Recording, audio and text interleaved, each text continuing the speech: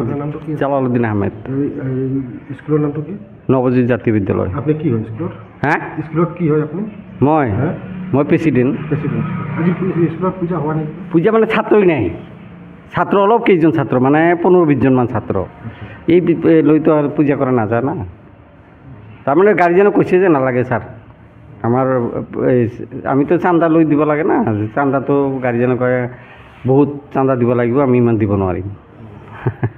সিহঁতে কৈছে, গাৰ্জিয়ানে কৈছে যে নালাগে স্যাৰ।